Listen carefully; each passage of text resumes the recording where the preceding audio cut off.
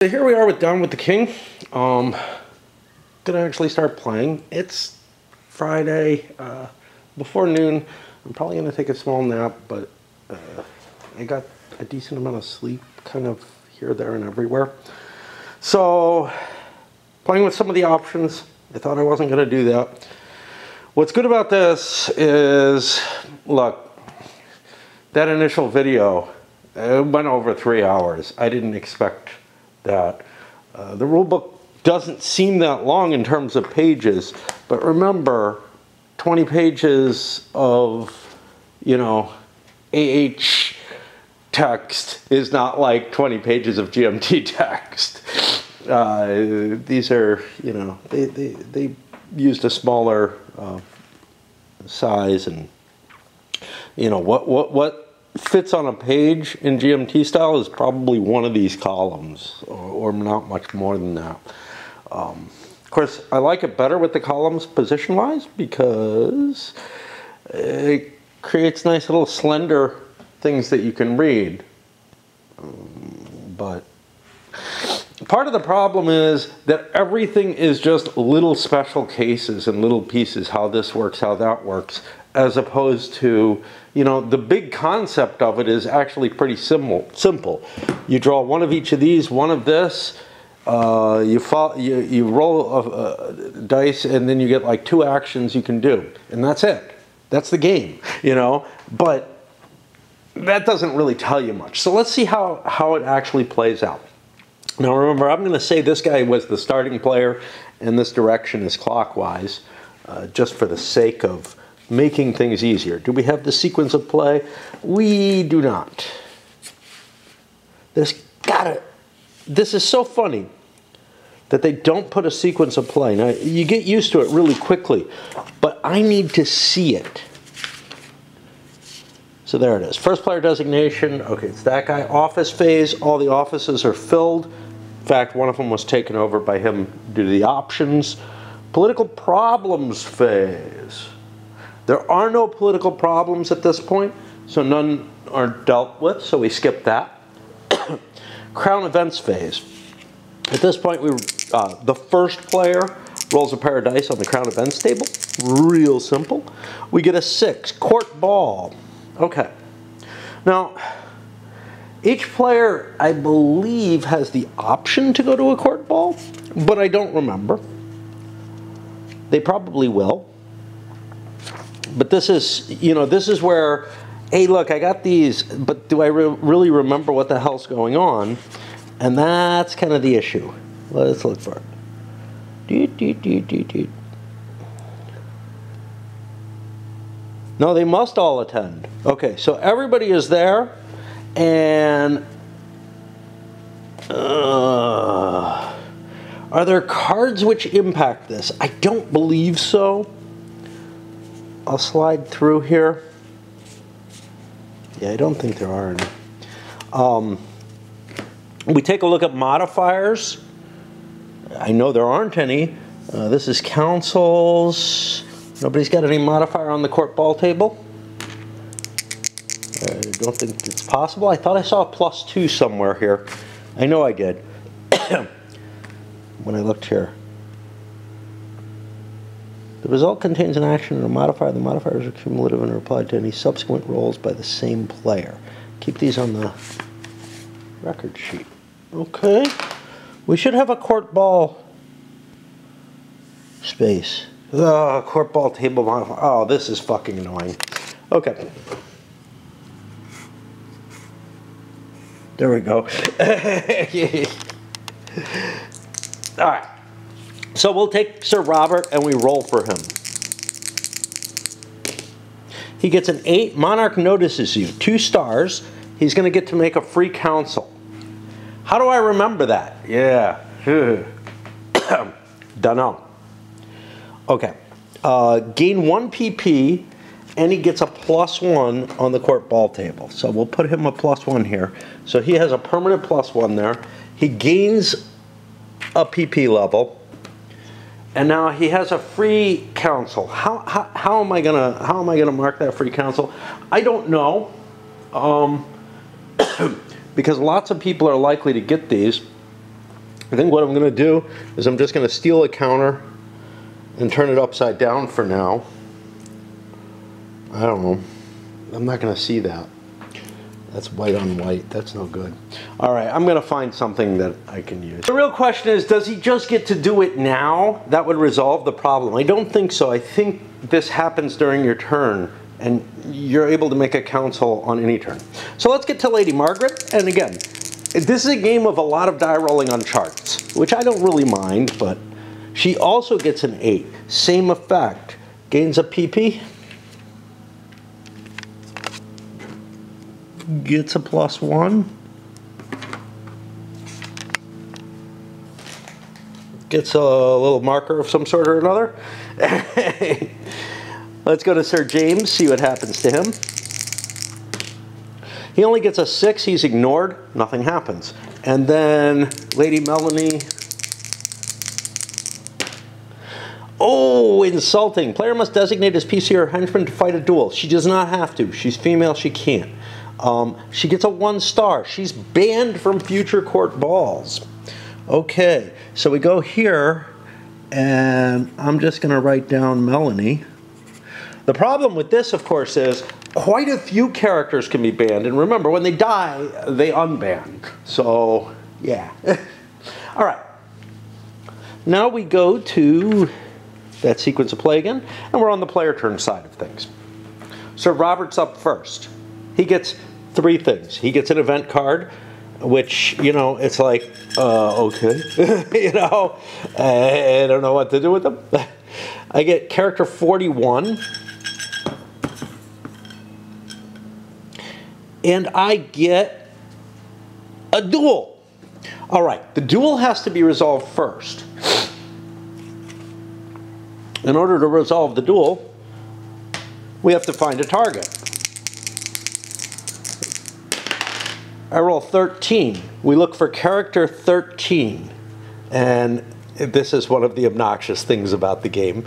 In Republic of Rome, you draw death chits, and it works in a kind of similar manner, but you're looking for a whole sequence of numbers at the same time. So Sir Malcolm. We have a potential duel against Sir Malcolm. We can't back out of this as far as I know. So I will use red for the player color, and he'll be rolling a 3. And Sir Malcolm, he looks foppish, so I'm guessing that 5 is his ability, and then I look down at these 2 and I'm like, yeah. Okay, so he's a 3 as well. The question is, does anybody want to play anything? He hasn't gained a lot of advantages, so I don't know that he particularly wants to play cards in order to impact a duel. In order to find out what impacts a duel, I think the only resort you have is to look in the rule book, and there is no index to find these things. So what I have to do is try to remember where dueling is. Here it is. And I look for what cards may modify. And again, I have to look through all of this. There's a fair amount of places in the game where the modifiers that are necessary and available are all mentioned. This is not one of them. But it might tell me here that something impacts duels. Yeah, treachery. Treachery can add or subtract 1 from any dueling number. All right. I believe I'll lose a lot of my hand of cards if I die. So I don't want to die. So I will play a treachery. I think that's an illegal card as well. So it's kind of cool to get it out of my hand. I'll play a treachery to get a -1 on the white die, which is going to be Sir Malcolm. I don't think anybody particularly wants to get him killed, but here's the thing. Treacheries, again, I think they're illegal. So in order to find that out, what do? Well, I look for the intrigue. And this is how it is the first time, you know, you're playing, which, you know, in any given session or whatever, or any given period of time. Like, if you're an addict to this game, yeah, you're going to memorize a lot of this stuff, and it's just going to become second nature. But this is not a game that people generally tend to become very familiar with. So it means that, you know, when you're first approaching this thing, you're flipping through the rule book back and forth, looking for the modifiers, like what's an illegal card? Well, there's an action. This might tell me intrigue an opponent's card, but that doesn't give me the information for it here. So what I have to know is which cards, when drawn, are a problem. And to do that, I have to find the action of intrigue. That's going to be over here. And we start looking, you know, down this list. Now, I can get a hint. It's number 7 there after henchman. So it'll probably be in the same order. No, it's not. The next one down is conducting assassination, so they didn't even mix it. Here it is. To intrigue an opponent's, what are illegal? Assassination, down with the king, assassination, treachery, and intrigue. So I'm going to look for treacheries for everyone else because they may actually want to get them out of their hand. This is not a particularly good time to have illegal cards in your hand.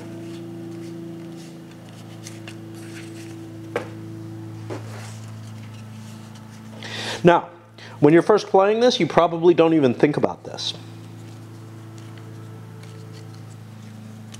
So you might be, you know, susceptible to not getting rid of cards.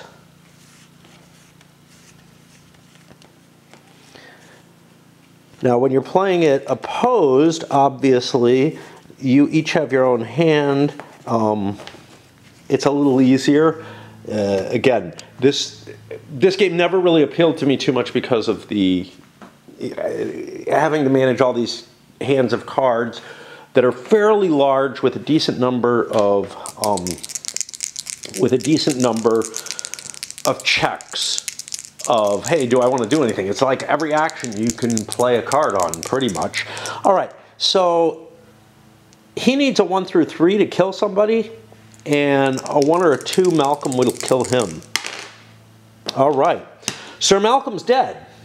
Well, now what? Now we find the dueling rules again. Because we have to see what happens because I killed him. And I believe it's a 1 in 6 chance, but I don't know which 1 in 6.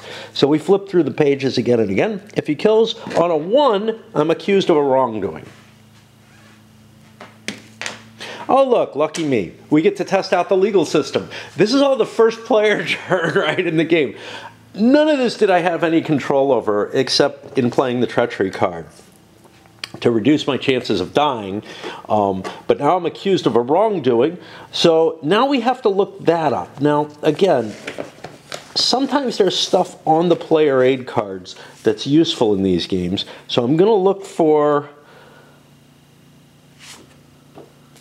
So this is prestige and this is problems. It's not in either of these. I was hoping there might have been something on here that covered it, but wrongdoings are rare enough. Yeah. I don't seem it. 1 out of 1 player. All the players who have gotten a turn have been accused of a wrongdoing for it. Okay, so we flip over to here where we are accused of a wrongdoing. The character accused must roll 1 die. I can modify by nothing. So it's based on my status. My status is a 1. I have a 1 in 6 chance of avoiding this. Now, I'm not going to go into hiding or anything like that.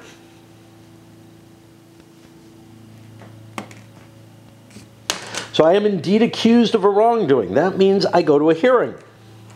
That's going to be 2 dice.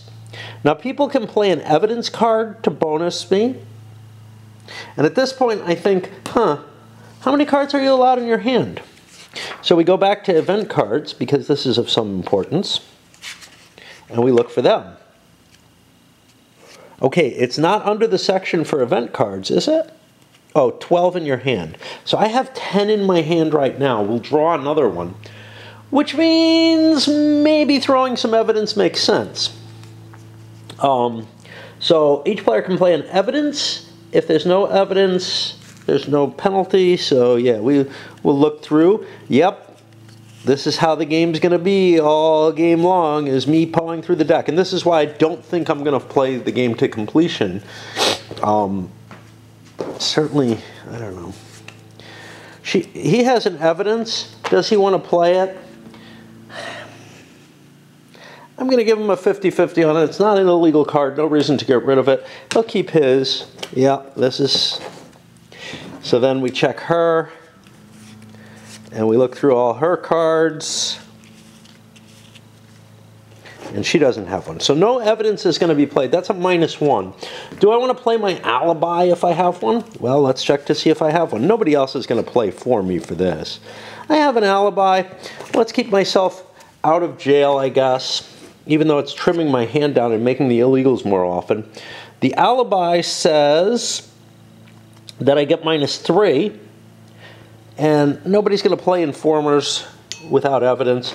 So there's a -4 to the die roll, but I still only have a status of 1, which means it's likely I'm going to be in trouble, right? What do we got here? 2 dice to get the dice sum.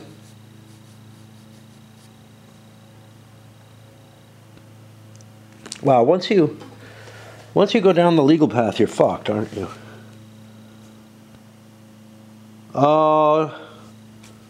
Okay. Well, maybe I don't play my alibi then. It just seems too unlikely. Like, I need a 4. I would need a 5 or less with the alibi, and now it's a 4 or less. We get a 12. We're sent to trial. All right. Who's the Minister of Justice? It's me! It's me! This would be great if it wasn't me that's being accused. That means I have no control over which judge is picked. It doesn't really matter which judge is picked. They're both over here in this deck. I would roll a die, and one of the two would be in place. But since they're the same, I'm not going to even bother with that. No interrogation because I'm a PC. Okay. Nobody can modify based on the judge. A player can play an evidence card, and each adds 1 to the die roll. Okay, this is going to be the trial table, which is an actual table. I just have to find it there. Fucked on the first turn. But hey, you get to see one of the things that generally doesn't happen very often in the game. Just all right out of the gate. Not going to get to court the monarch. Okay. So in the trial, and again, you got to look in the rule book to find where all the modifiers are. There's insufficient player aids, even though there's a ton of them. The game is, they didn't provide a map for the game, whatever, but they provided a lot of cards, so I don't know.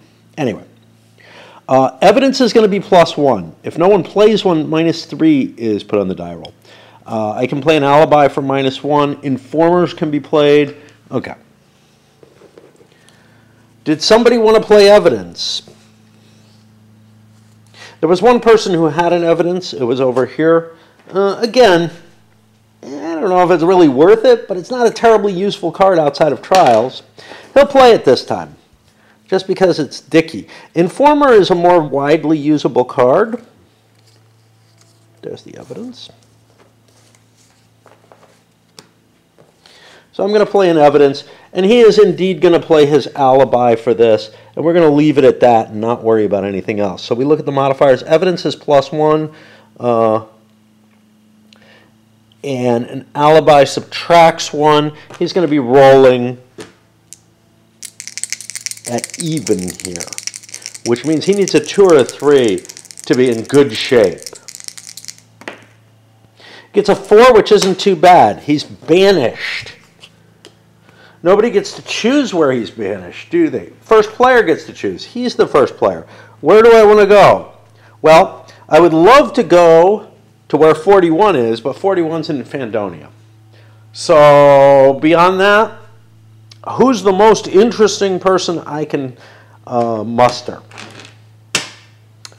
I would say Duke Marley here is the most interesting. So I'm going to go to the city-states, and as the first player, I get to choose that. So now we go for the city-states. Banished to the city-states. I can get rid of this. It's not going to get to do that. We look at the rules for banishment to make sure anything's there. May not travel but may hide. In 3 turns, after 3 turns, I can kill myself. And I probably will have to.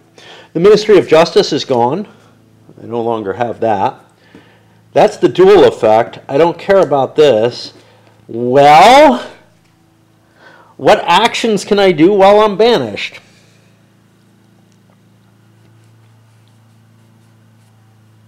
Prestige table is cut in half. I would only get to draw one activity per turn. I think I'm allowed to do anything that I'm allowed to do. How do you figure out what you're going to do? Well, generally you look at this sucker. Do I have a card that seems to say something? I have a pardon. I'm going to announce a pardon. Render a pardon. That just frees me and I'm sent back home. That is my one event, so I do not get the opportunity to use my muster chit, which I already threw away and whatnot. What's the net effect? Basically, I lost a turn and a few cards. But it could have been more significant. It could have cut my hand and my capabilities down significantly. That's one player. I need a break after this. Okay, set raid to play itself. Let's see if we can get through the rest of the players without things getting as silly.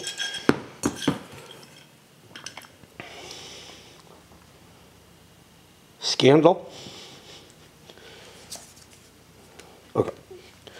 So what happens when you draw a scandal? Okay, again. And this is the problem with the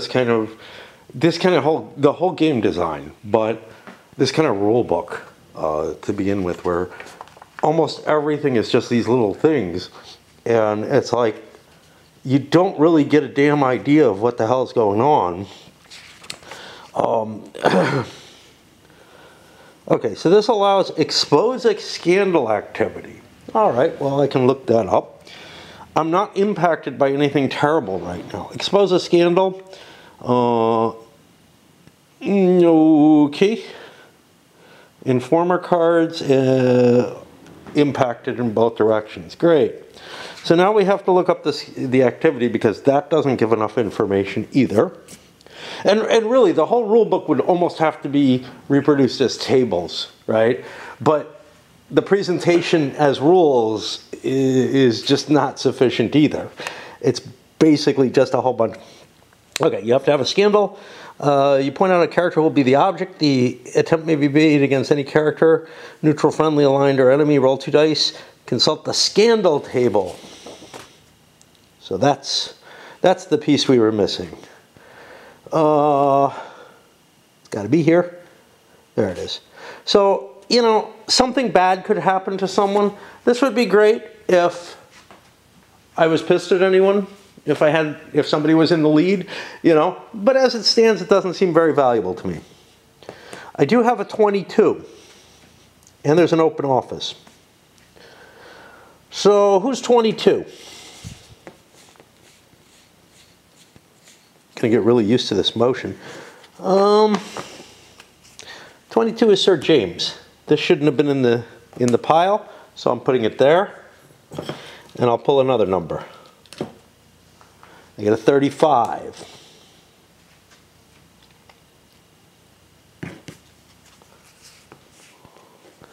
Lord Mortimer. All right. One thing I want to do is I want to grab Mortimer. He has a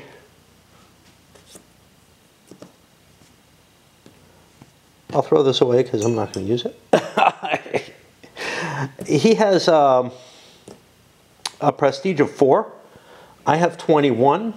I'm in good shape. I look at player B and see if there's any prestige table bonuses. I have none. I have the right to counsel, but that's the last thing I can do.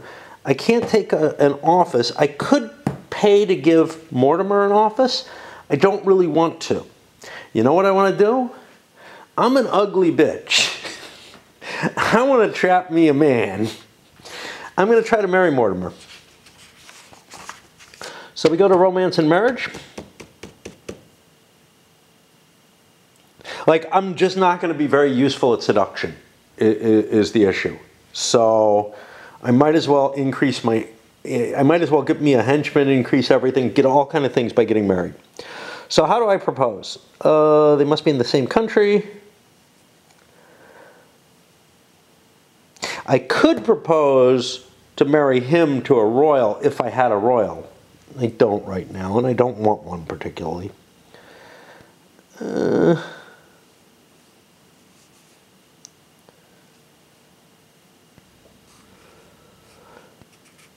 Okay, I don't know how this works.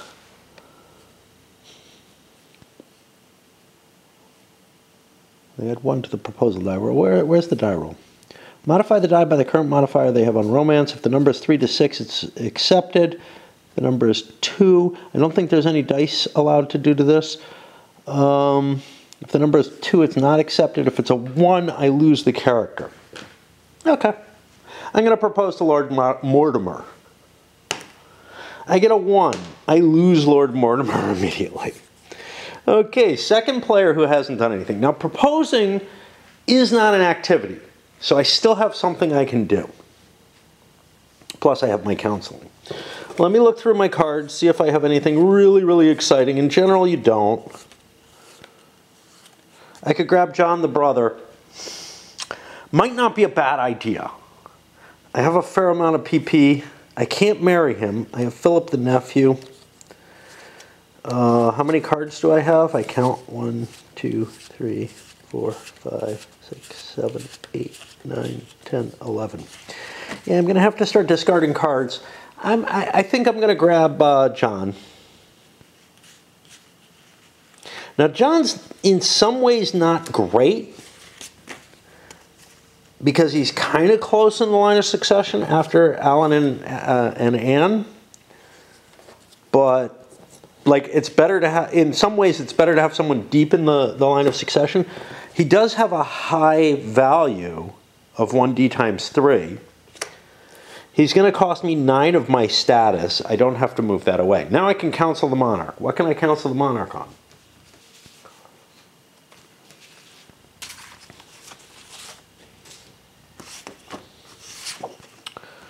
Counseling tables. I can counsel the monarch on the court ball. Seems like a good choice. Okay, how do I counsel? This is not real. Favor. Counseling results table.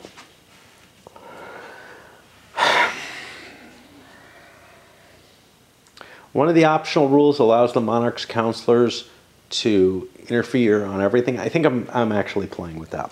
Nobody's got a monarch's counselor, so I don't have to worry about with that. So yeah, we'll just go for it. We got no bonuses, no penalties.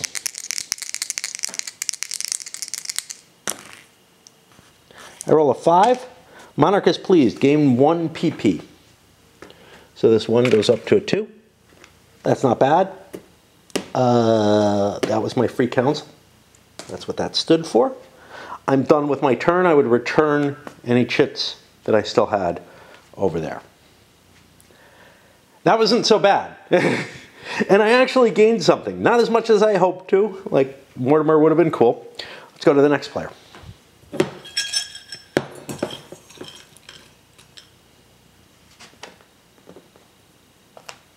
$55.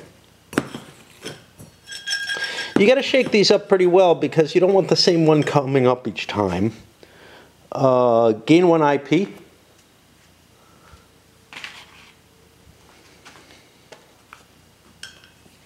And I get a card. Let's look for 55. 55 might be in here. Yeah. 55 is the Archbishop. That's a lot of fucking status for someone you can't do a hell of a lot with. It's useful, but I don't think I want to use my 10 status to accomplish him. So let's see what else I can do. First of all, Sir James is player C. He has a modifier on the craft table. I probably want to do that. I got an extra activity, could be useful. I have a henchman, could be useful. Another henchman. I could intrigue a card.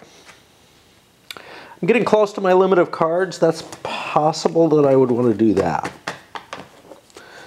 I believe you're only able to consult the prestige tables once.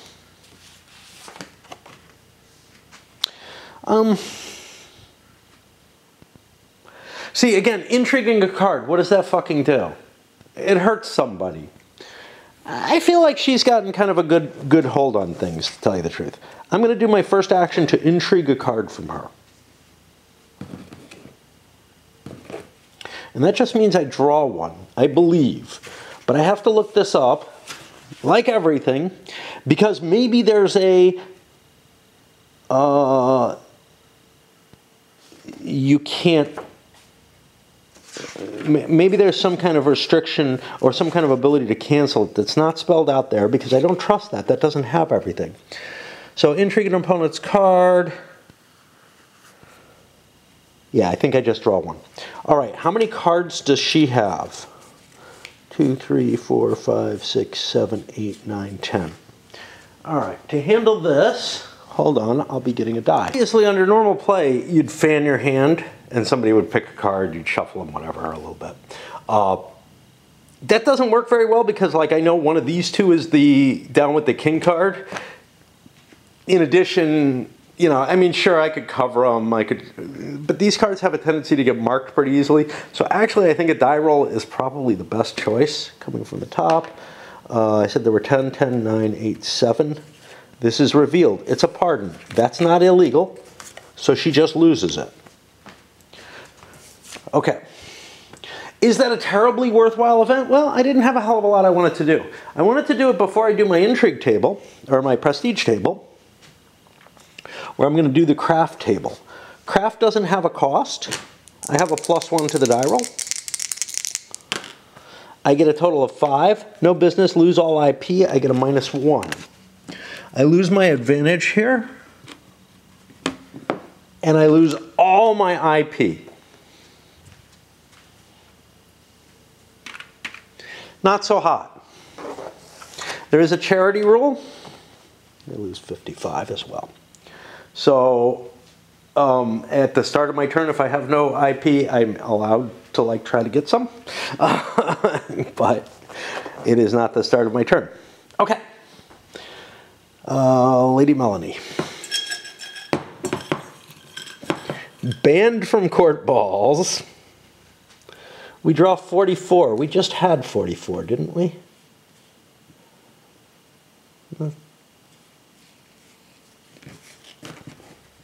Thought we had 44 out. That's Duke Marley. Okay.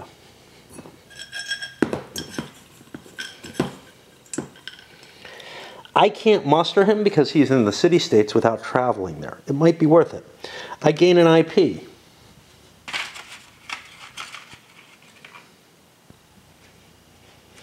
I may not want to marry, even though I get a bigger bonus out of marrying him. I am going to travel to the city-states. I get a marker for that. And then I'm going to muster Duke Marley and get an ambassadorship over here. Now I'm banned from the court balls. I have an ambassador, though. That allows me to counsel. What the hell?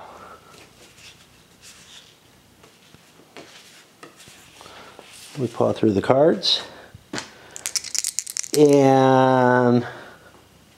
oh, I didn't choose what I counseled him for. I probably would have done gambling advice, which is 1. That is, it was Lady Margaret who did this. So she's B, so she picked number 1. And we're just going to have the 4 numbers or whatever for each given thing. Again, let's take a look at this. Gambling advice, proposed royal extravaganza. That'll cause another court ball. She does not particularly want that. Dancing pointers or propose a cure for ailments. We'll go for the gambling advice as well.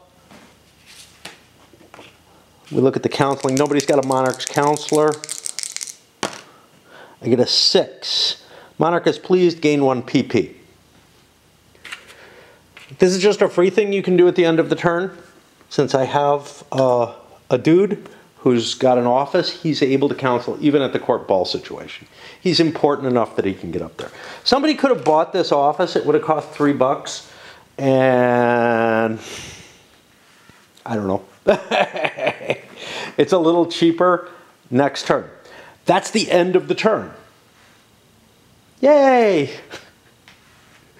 And you can see not a hell of a lot happened, particularly outside of the sequence that affected Sir Robert because of his trial and whatnot. And the impact of that was essentially nothing anyway. He lost a few cards. This is how the game proceeds. I'll play, well, I gotta go do some raid stuff, and then I'll come back and probably play at least one more turn before I load this up, maybe a couple turns in detail. And then I don't know what I'm gonna do. I may snap in only for the interesting stuff, because I feel like a lot of the game is about, you know, hunting down tables, hunting down rules and stuff like that. It's just not fun to watch, right? But I do feel like a little bit more detail, catch a few more little options. Now, obviously, when we get to a usurpation, if we manage to get that far in the game, that's worth sort of zooming it into detail for. Though the sequence of play is simple, I'm not absolutely certain of the ordering all the time. However, first player designation is first. I didn't know if that happened before. Yeah, before the crown events, but a lot of times games the random thing happens first. So yeah, so let's pick a player. 1, 2, 3. We're gonna make Sir James the first player this turn, and it continues counterclockwise as I always do. And this is important because there's advantages that just accrue to the first player. The next thing is the office phase, and this is the first thing. He has the option, well, he has to bring the Minister of Justice up. He has the first shot at it. He doesn't want it. Anyone else could buy it. It costs 2. It would start with her. She could buy it for Duke Marley. He would lose his ambassadorship. He could buy it for himself. He's not terribly good at it. It would give him some points, and it's his old position. He might have a certain fondness for it, so maybe on a 1 through 3. He chooses not to. She has no one she can give it to. So we roll and randomly get someone. And player 35 is going to be selected for this. It doesn't promote anybody here. Lord Mortimer becomes the new Minister of Justice. Okay, that's exciting. That gets us to the political problems phase. There are no political problems. Nothing showed up last turn. Which brings us to crown events. And we get a 4. It's a famine. Now remember, when there's a problem, it can impact other issues. Again, not noted. That's in the optional rules. But that's after 3 turns, so we won't even look it up until then. But we have to look to see what the problem of a famine means. And this stuff, honestly, it doesn't get much easier than it is, right? So we look for the problems. Wow, they could really, instead of the numbers, etc., they could give bolds, or in addition to the numbers, they could give bolds to list all the different things. As it stands, it's really not good. That's foreign war. And then we got rules on the foreign war there. Oh boy.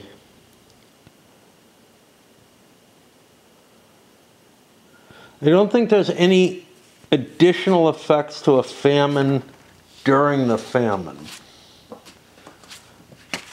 Oh, fuck. Wouldn't happen with modern cards. Yeah. So after three things happen, the famine spreads perhaps to something else. Okay. So we now have a famine. Somebody has an immediate chance to fix this.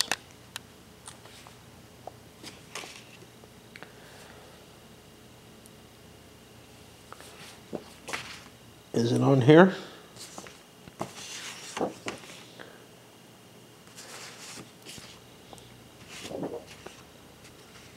I don't fucking see it.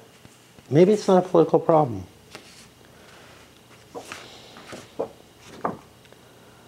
Cornwall famine. Let's see. Oh no, it's not a political problem. That's what's here. Crown events. Famine. All the following event cards have the usurpation value increased for this turn only. Trade guild support, merchant support, and army support. No player can spend IPs for any purpose. No counseling is allowed. There's no place to mark famine because it's not a political problem. So we simply remember that we're under famine conditions. The biggie is can't play IPs, but also some cards don't have the effect they do that generally impacts usurpers. What it doesn't impact is the national government. It doesn't weaken the national government for there to be a famine. But it would impact a player government who has those cards, right? Let's look again. Oh, but it's to the bonus of the player, so it's actually a good time. Yeah, it should be a good time for there to be a revolt. Okay, so we're on Sir James. He gets his cards, but first I've got to swap batteries. So let's get through the excitement of his turn. He gets a support card. Those are always useful. A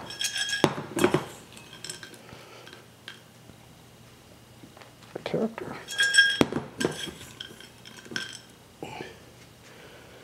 An extra activity. So he'll be able to do 3 activities this turn instead of 2. There's no counseling allowed, if I recall correctly.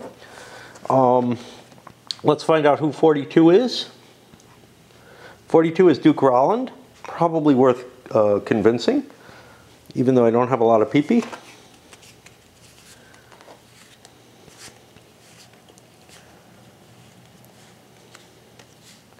I don't have a lot of cards that really help me.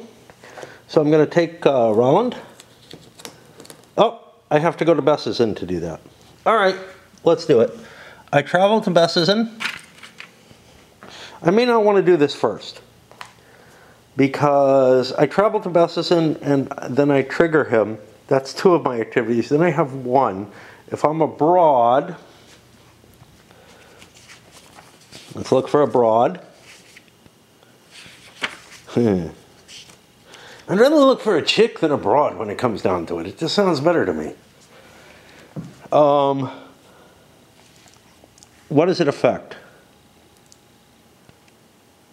Prestige table gains and losses are halved. So I'm going to do a prestige table first. And I had a bonus on the craft table. Craft table is a good thing to start the game with. I no longer have that bonus, but I'm going to attempt it again, because I have no IP anymore. I get a 7 ordinary, roll again. Okay, great. That's a terrible result. It should just be no effect, you know? Especially since it's on the fucking 7. Okay, I get a bonus. Business as usual, gain an IP and a PP. Oh, wait, at the beginning of my turn, hold on. I get an IP and a PP. We'll take care of that. At the beginning of my turn, I could have called for charity. This might have cost me something, but I probably want to do it. Let's find it. Let's find it. Where's the charity? Sweet charity.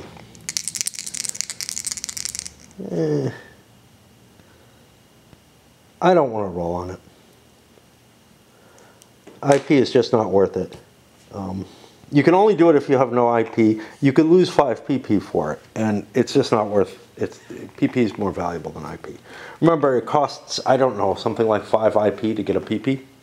Okay, that's my first activity. My second one, I'm going to travel to Bessesen, and then I'm going to muster him. That's my extra activity chit.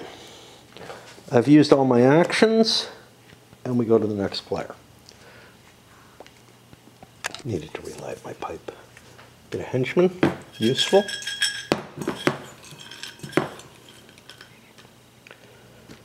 I get character number 12, who could be one of the players, so no, Sir Robert is 16. And I get a gain 1 IP. Great. I make my change. Can't spend it. 12. 12 is Sir Guy, the Minister of the Treasury. I have 11 PP, 5 of which is expended. This would cost me 3 more of them, so I'd be at 8 expended. Seems worth it. So, for my 2 actions, I'm going to travel from the city-states back. That's 1. And 2, I'm going to muster character number 12. It's useful to muster characters. Not as useful as like politicians are in Republic of Rome or in Founding Fathers or the other games of that ilk, but collecting these guys up, they each give you points towards your usurpation. So you want to have a set of them. They are your sort of static force, as it were. Let's go over here to Sir Robert. He gets a 14.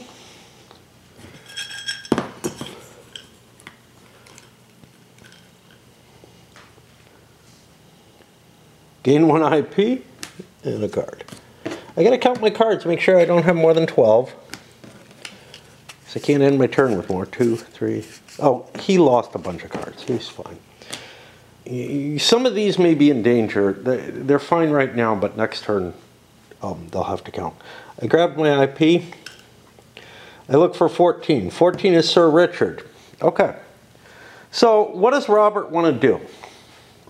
Well, I can look through my cards. I have Alfred the Bastard. Might want to grab him. I have Princess Anne. Definitely a good choice. See, Alan is the heir. So picking him and putting him in place is really dangerous because if George dies, Alan becomes king and you basically just wasted an action. Does it matter though? I don't know. How many PP do I have? I have 11.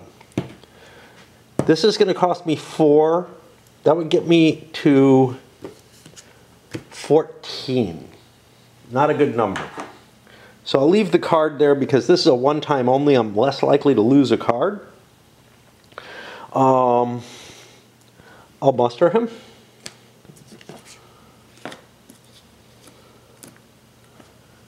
And I think I'll roll on a prestige table. What do I want? I have some cash. PPs are kind of nice. I don't have any bonuses yet, except Court Ball. Romance, I don't really like romance.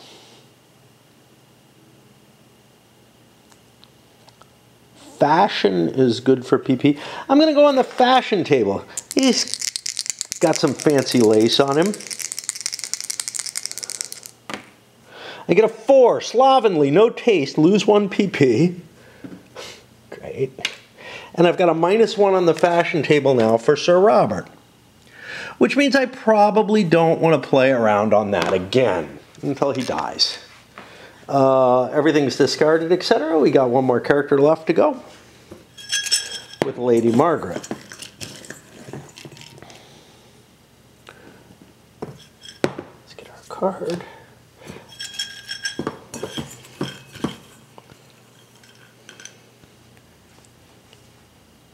It's an extra activity. Okay.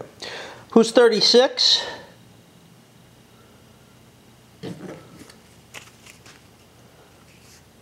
She's 36.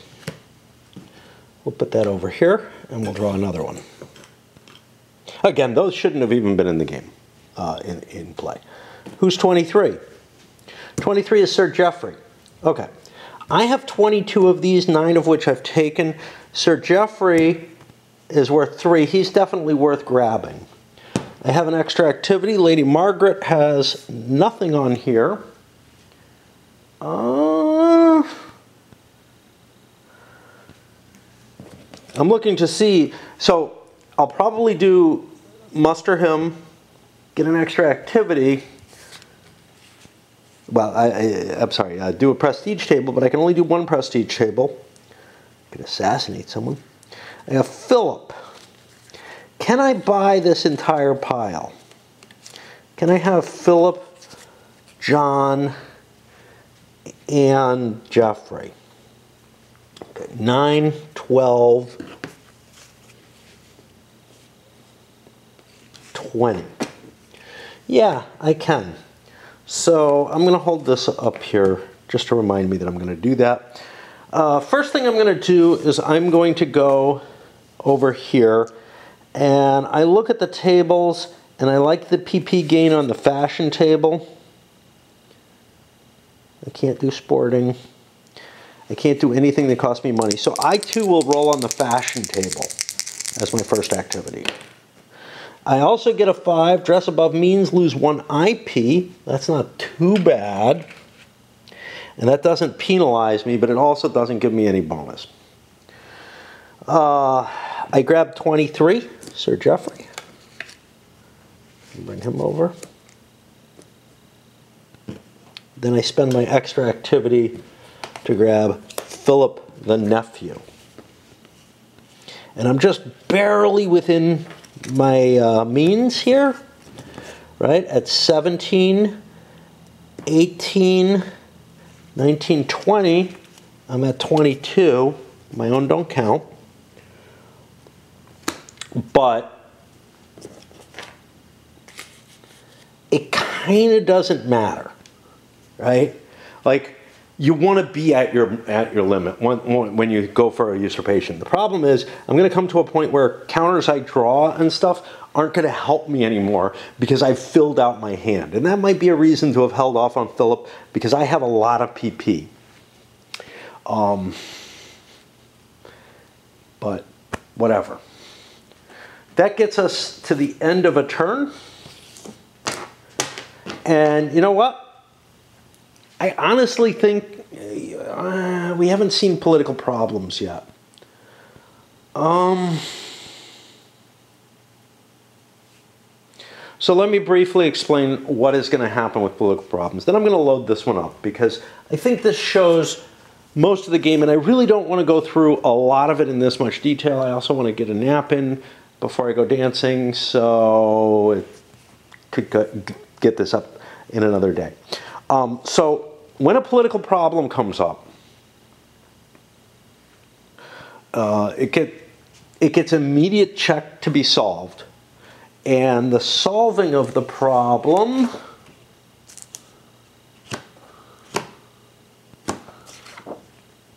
I don't remember. Yeah, I don't remember where that list is. There's a political problems chart. Ah, it's over here. Yeah, when the problem comes up, there's going to be a number of people who can influence it, and also any monarch's counselor can influence it. And you make a roll on the success against your capability to try to end the problem. And that, forgot about monarch support. And that can impact your monarch support.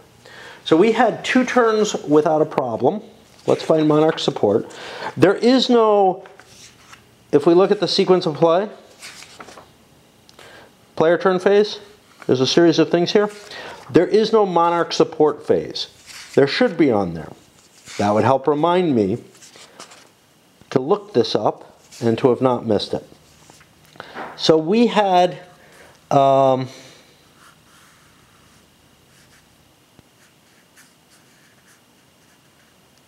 Each turn crown events is not 7 to 10.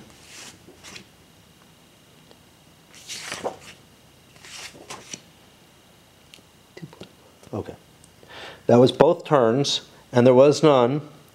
At the beginning of the turn, there were no political problems at the start of the turn. The monarch support goes up by 5. So our monarch support is now 100. And again, it can't go above 120. It can't go below 0. It actually doesn't say, yeah, it does, 0 and 120. So it's to the player's overall advantage, I would say, as a collective, to get the monarch support down. But if you're not in a particularly good position, you'll look at the situation and you're like, Lady Margaret's doing pretty well. You probably want to keep the monarch support up there, right? Which means if one person is doing very well, it's very unlikely that they will be able to get a good usurpation attempt. Basically, there have to be multiple factions that are in powerful positions to even begin to think about there being a usurpation. And that takes a while to build up. So we're going to be seeing turns like we saw. The one thing that we haven't seen that really happens a lot is the political problems. And again, with the optional rule, when a certain political problems run for 3 turns, they cause either more political problems or other effects that are thrown in. Something like the famine could be thrown in with the agricultural crisis or something along those lines. I'll put the eraser here so that I remember that that's my first player marker. And I'm going to load this one up. Why not? Before I do, I want to talk about one thing that that I didn't manage to express in my intro, which I do find kind of important and that didn't succeed for me in this game. So when I picked it up, I wanted it to be something like, and you know, it's not what it's designed to be, but whatever. I want it to be something kind of like Kingmaker with all the military stuff abstracted away. I wanted that kind of maneuvering to feel like it was in play. It obviously isn't that, right? Instead, it's this weird jockeying, and there are no real feelings of goals or anything like that. Everybody's got the same goal, to be the court, to be the royal favorite, essentially, who puts that royal into place. And that if you don't put the royal into place through a usurpation, you become unimportant, which absolutely doesn't make sense, right? Most royal favorites, so if you look at like War of the Roses, who was important for getting Edward IV into place? The Kingmaker, Warwick. And what happened after Edward was in place and had a stable rule? The Woodvilles became the royal favorites. And Warwick was so disappointed with that he actually rebelled against Edward twice. So you just have to kind of look at it and say, you know, the model, the design, the idea behind the whole game, none of it really works. I would rather that it showed, say, the kind, this would be a great example, the kind of stress between putting a royal putting the royal that you support into power versus other means of achieving power, and make them both like kind of potentials, right? Or something along that line.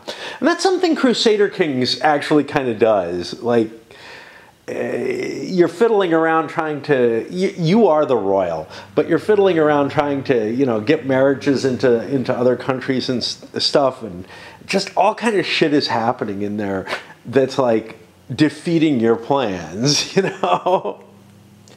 And that's what would feel kind of more appealing to me, is something that felt like it was a little bit more grounded in some sort of reality, right? Although, of course, the idea of Yeah, well, I managed to push a usurpation or whatever. But I'd like to have seen a game with more political intrigue that isn't just, I've got a card that says intrigue, so I'm intriguing. I would like one that actually involved, the idea of swaying characters, the idea maybe of a parliament type thing, because this looks very British in a lot of ways, but there's no concept of a parliamentary situation. It is apparently an absolute monarchy, sort of. It's not absolute because the jobs, but the jobs are obtained not through political power, just through this abstraction, which might be political in some nature, of the IPs, it's influence that you're able to spend to get things. But again, you're not using the mechanisms of Parliament. You're not using, and it just was such a disappointment to me as to what this game represented and what it chose to focus on, which was really like, oh, I'm making shoes because I'm craft making, or I'm making pottery or something like that, or I chose to dress differently. It just felt like everything that the game focuses on is so fucking inane to me. And this should all be in the review. It won't make it there, I'm sure. But it just felt to me like, the game did not meet the desirable type situation of the kind of political intriguing that you would expect around a king who is actually well loved and everything, that for whatever reason, these players all want to depose because their goal is to have a coup.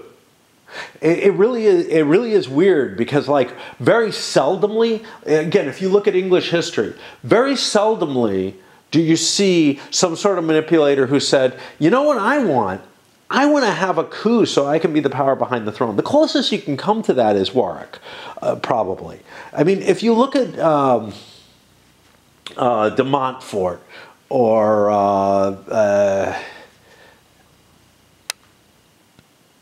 de Montfort was, if I recall correctly, actually a friend of the king who ended up turning on him. In a lot of cases, what you have is people who were pressed to this kind of situation where they had to rebel. If you look at Becket, now that's not a revolt, but it was the kind of manipulation that I'm talking about. You're looking at a situation where, again, it was a friend of the king who was honestly put into a position that he asked not to be, and then found his religion or found a backbone to oppose the king because he had a separate power base. But when you look at the different people, when you look at the Henrys who revolted against Richard II,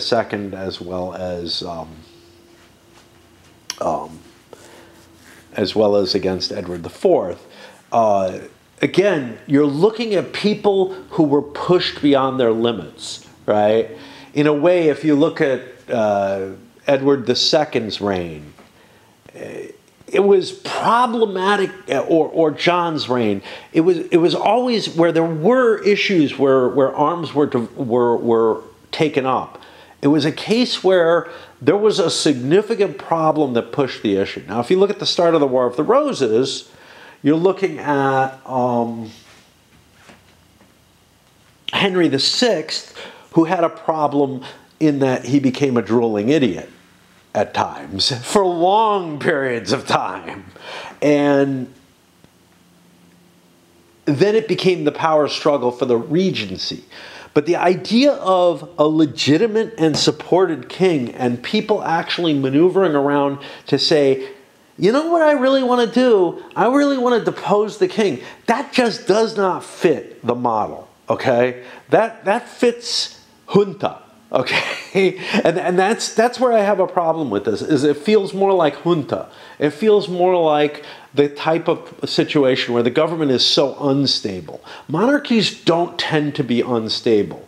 The monarch has to be really unstable for the monarchy to start suffering and for any idea of actually removal of the king.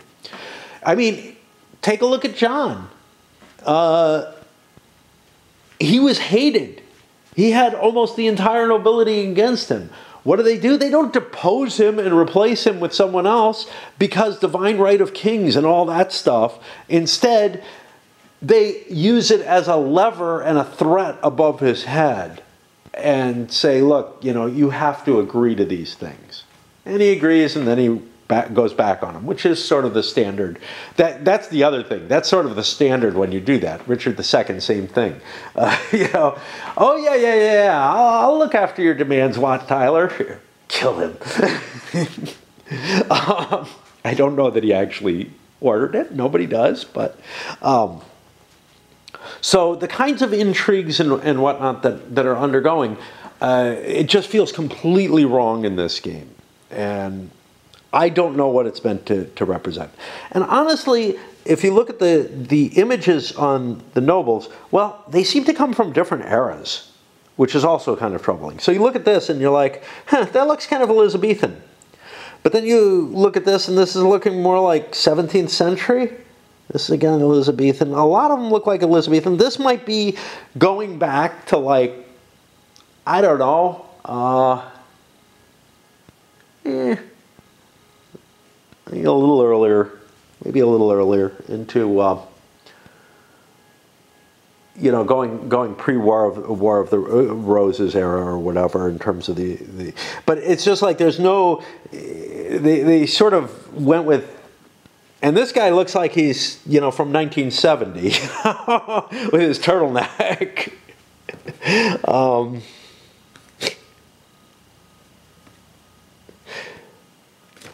But it's just like, you know, there's no sort of thematic aspect that really works either. So you can't really pin it down.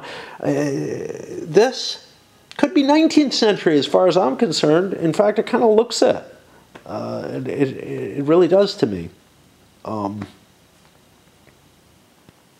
This could be 13th. You know, it's just like they're trying to express with clothing something about the characters of the particular characters, and all they end up doing is creating a mishmash of different eras. You know, and it just again.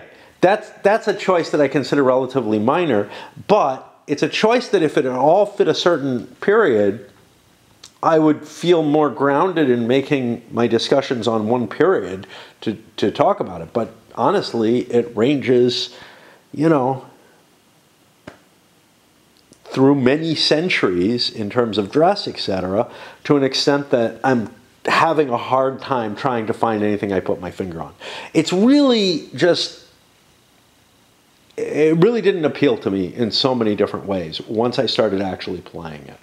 And I'm getting those same feelings again. And I wanted to get this out because it should have come out in the intro. It should have come out early.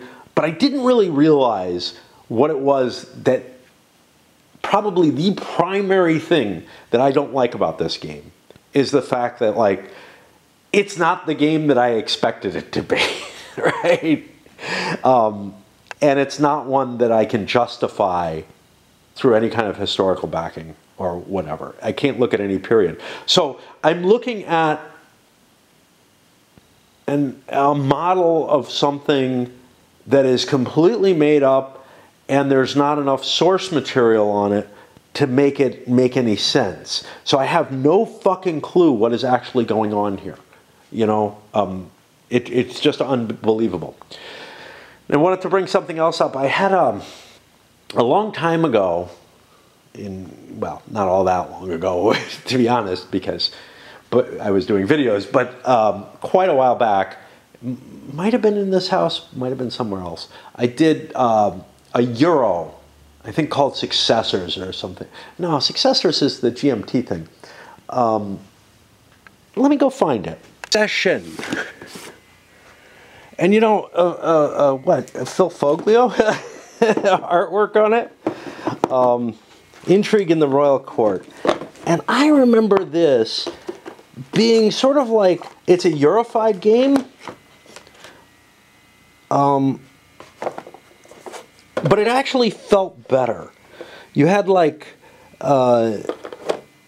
controls over the different things you had.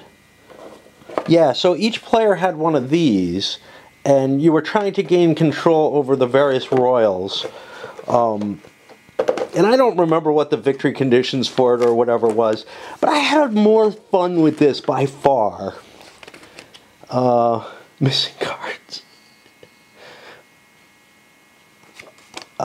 Winning.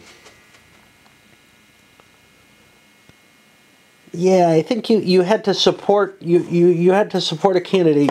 So it was kind of like more of a Kremlin type game where you tracked individual support on leaders, but it worked. The mechanisms worked very differently, and it was much more solo friendly, if I recall correctly.